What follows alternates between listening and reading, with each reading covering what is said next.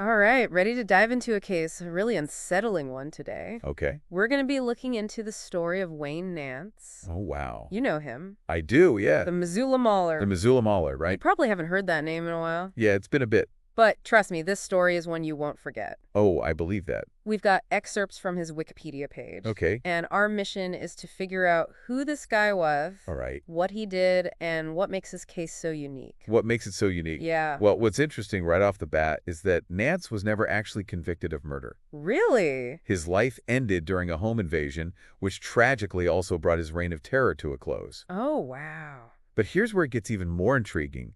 Some of the crimes he's suspected of Uh-huh. were initially thought to be the work of a completely different serial killer. Okay, so we've got a mysterious case Yeah? with potential connections to other crimes. A lot of twists and turns with this one. Let's start by going back to the beginning. All right. Nance was born in Clinton, Montana, Yeah? back in About 1955. five, yep. And something that really struck me was that even in his early years, there were these unsettling hints of a darker side. Yeah, it's true. He was considered bright, Mm-hmm. did well in school, but there were definitely signs that something wasn't quite right. Oh, okay. Some people described him as eccentric, Mm-hmm. and even as a young guy, he had a bit of a reputation for trouble. And it goes beyond just typical teenage mischief. Right. He was known to brag about devil worship. Wow. And even claimed to have branded himself with satanic symbols. Oh my gosh. He actually had this disturbing goal to commit murder before turning 19. Oh, so there's like a premeditation there. It's like he was almost drawn to darkness from a very young age. Yeah, that fascination with the dark side Yeah, is something we often see with individuals who end up committing violent acts. right. It's like a morbid curiosity Mhm. that can in some cases turn into something much more sinister. Right. And sadly, for Nance, it seems that morbid curiosity might have manifested in the Donna Pound's murder of 1974. Okay. He would have been just 18 at the time. Wow. And while he was never officially charged, Mm-hmm. many believe this was his first victim. The Donna Pounds case was particularly brutal. It was. I mean, the details are really tough to hear. Yeah, But they are important for understanding the path Nance was on. absolutely. She was tied up, Yeah. assaulted, Mm-hmm. and shot multiple times. Multiple times. Even after she was gone, the violence continued. Right. This wasn't just a crime of passion. It was Right. something much more calculated and disturbing. Yeah, you're right. The level of violence in this case was excessive. Yeah. And we have to remember that there were eyewitnesses who placed Nance at the scene. Mm-hmm. But the evidence just wasn't strong enough to charge him back then. Ugh. It's a frustrating thought that he may have gotten away with such a horrible crime. It really is. It makes you wonder if that lack of consequences Right. fueled his desire to keep going down this dark path. Yeah. Because right after this, Nance joined the Navy, Right. serving from 1974 to 1977. 77. Mhm. He was discharged for misconduct Oh, wow. involving stolen goods, drugs, and weapons. Oh, so it just escalated. It makes you wonder, could there be more victims out there? That's a question that hangs over this entire case. Yeah. We know that he traveled during his service. Right. So it's certainly possible that there are other crimes out there Mm-hmm. connected to Nance that we may never know about. Right. It's a chilling thought. It adds another layer to this already complicated and disturbing story. Right. And speaking of layers, Okay. let's jump ahead to 1978. Okay. This is when Devonna Nelson, a 15-year-old runaway, Mm-hmm. disappeared in Oh, Seattle. wow. Her remains were later found in Missoula in 1980, Okay. but they weren't identified until 1985. Oh, wow. They called her Betty Beavertail until then. Oh, gosh. It's such a sad and haunting nickname It is. for someone who deserved so much more. Yeah, the use of these nicknames for unidentified victims is something we see in a lot of serial killer cases. Right. It's a way for investigators to try and humanize the victims Mm-hmm. while also acknowledging the mystery surrounding their identity. Right. And in Devonna's case, the fact that she disappeared from Seattle Yeah. but ended up in Missoula Right. suggests that Nance's travels might have taken him back to the area even before he was in the Navy. Wow. It's a possible link, but without concrete evidence, it remains a question mark. So many questions in this case. So many. But there's another case with a much clearer connection to Nance. Okay. Marcella Bachman in 1984. 84, okay. Another runaway, just 16 years old when she was found murdered. Oh, my God. Like Devonna, she was given a nickname before being identified. Debbie Deer Creek. Oh, that's sad. It's heartbreaking. It is, and in Marcella's case, the evidence pointing to Nance is much stronger. Okay. Hair matching hers was found in his home. Wow. And there were even photo booth pictures of them together. What?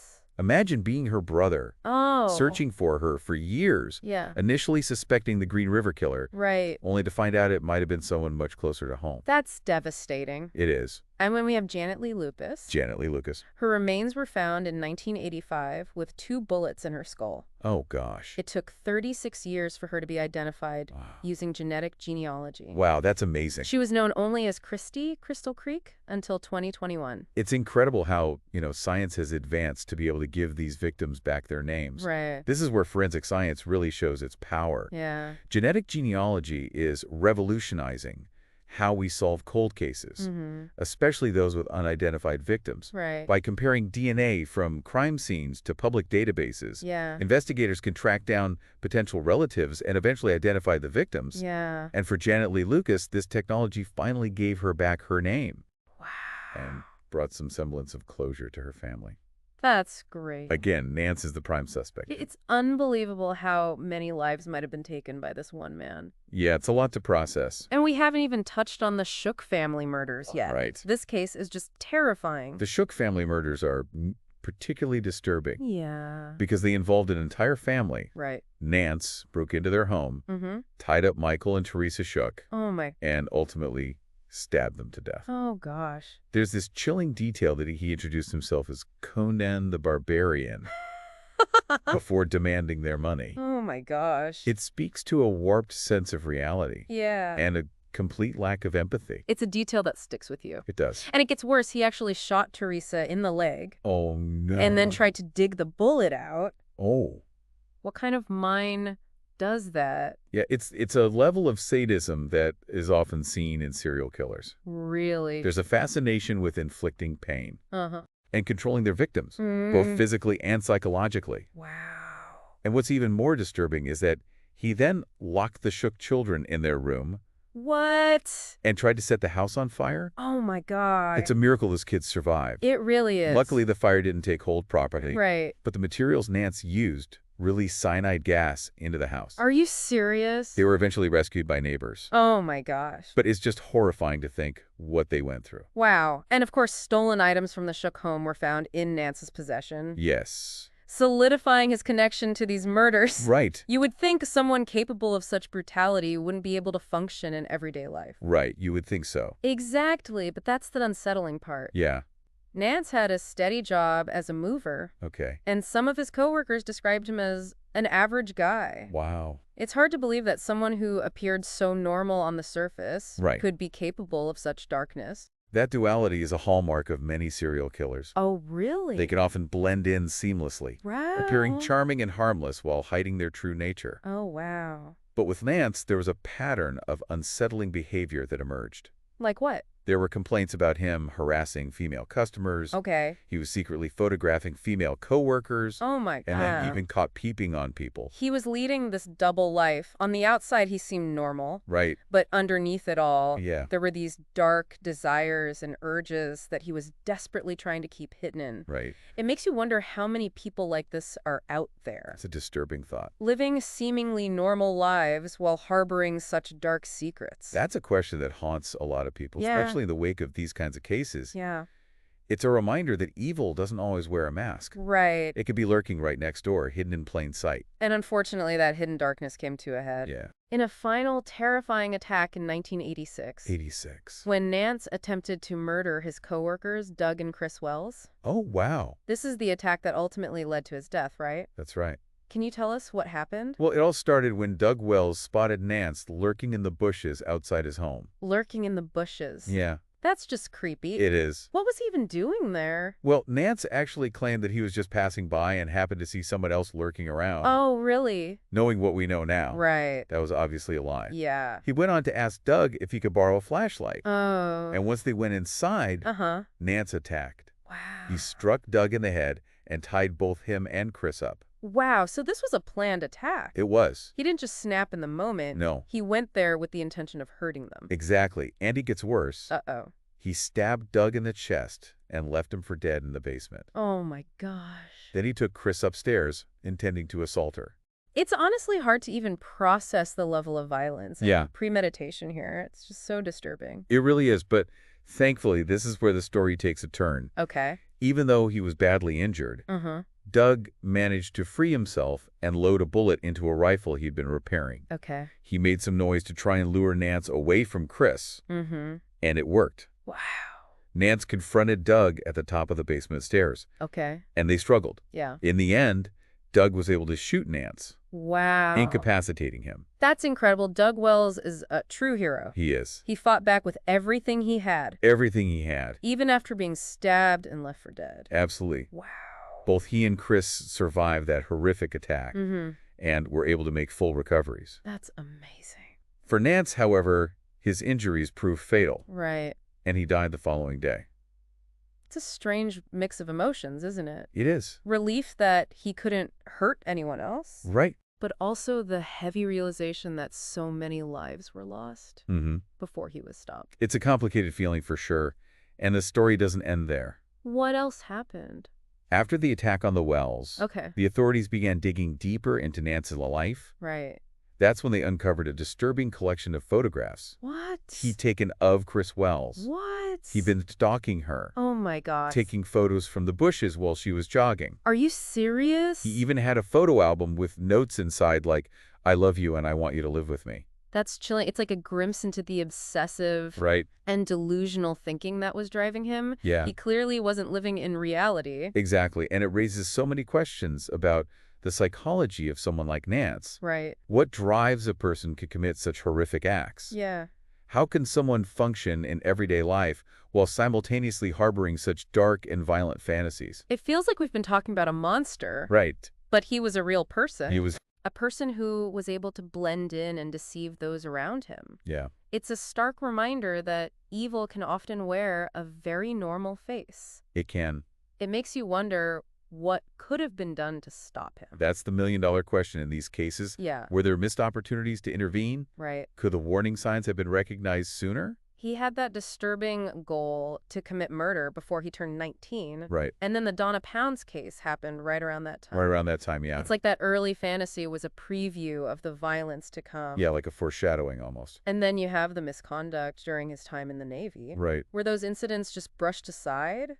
It's hard to say for sure, but it does make you think about how we handle these situations. Right. Could those early red flags have been taken more seriously? Yeah. Could something have been done to disrupt that trajectory from fantasy to reality? It's easy to look back and connect the dots. It is. But in the moment, it's much harder to see the bigger picture. Right. Especially when someone is outwardly charming or charismatic. Right. They can easily manipulate and deceive. They can. How do we teach people to trust their instincts when Right. something feels off? Right. Even if it's not overtly obvious. That's the challenge, isn't it? Yeah. Learning to trust those gut feelings. Right. And not dismissing them as overreacting. Right. Right. It's a delicate balance. Mm-hmm. But it's crucial to remember that even small signs of concerning behavior Yeah. should be taken seriously. Yeah. It's better to err on the side of caution Right. than to ignore potential red flags. It's like the old saying, if you see something, say something. Right. But even with increased awareness, Yeah, there's no guarantee that tragedies like this can be prevented.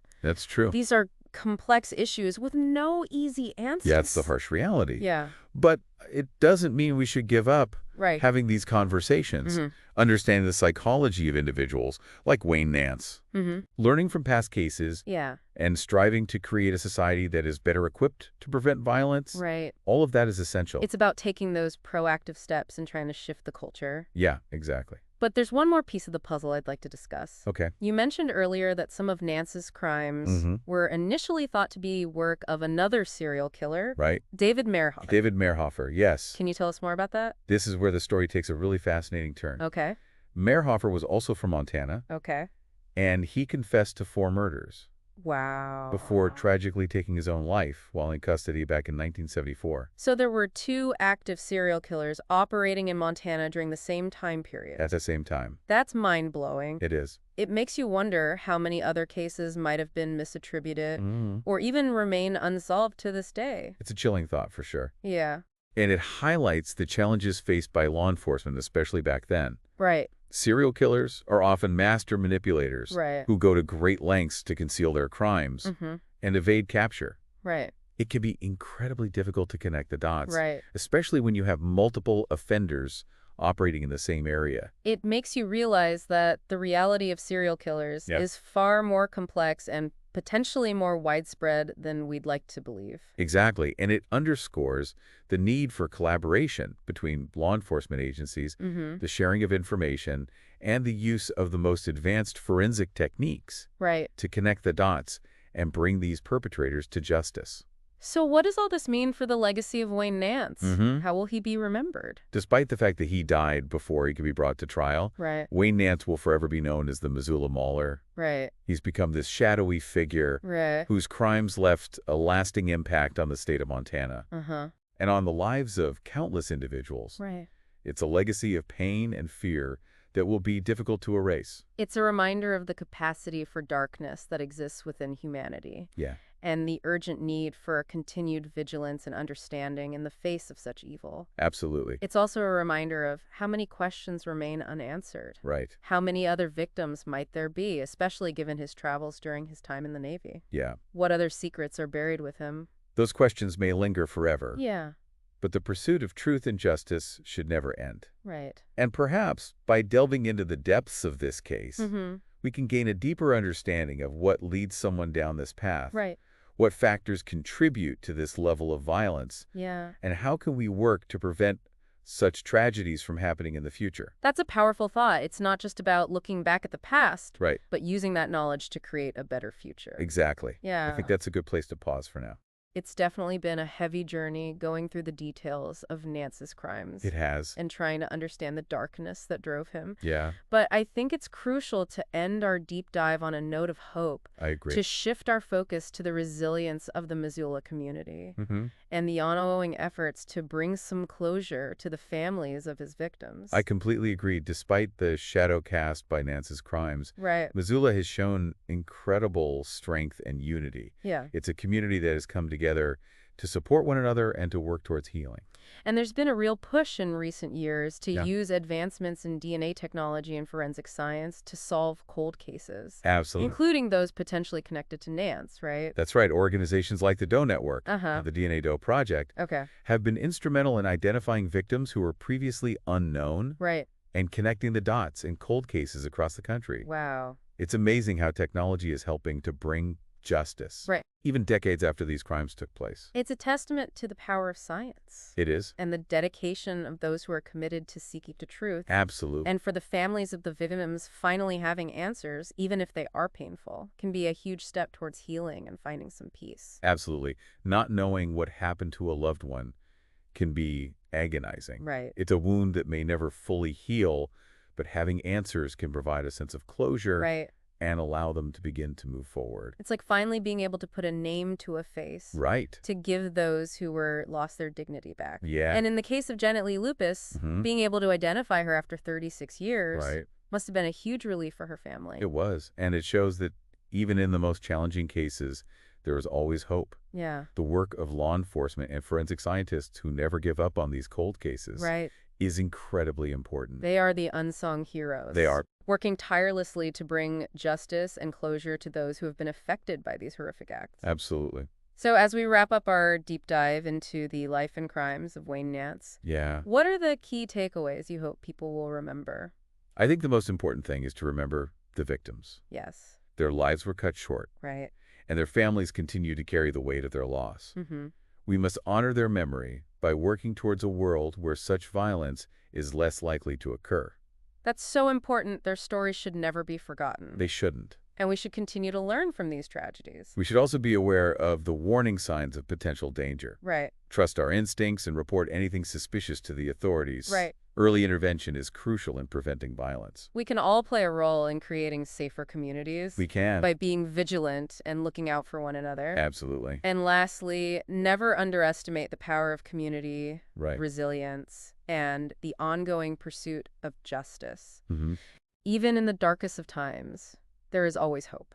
That's a beautiful sentiment. Yeah. It has been my pleasure. Well, thank you for sharing your expertise with us. Of course. And for guiding us through this complex and often disturbing case. Mm-hmm. It's been a truly eye-opening experience. And remember, knowledge is power. Mm-hmm. The more we understand about the complexities of human behavior, Yeah. the better equipped we will be to navigate the challenges of life Right. and to create a safer and more compassionate world. That's a great reminder. Thank you for joining us on this deep dive into the case of Wayne Nance. It was my pleasure. We hope you found it informative and thought-provoking.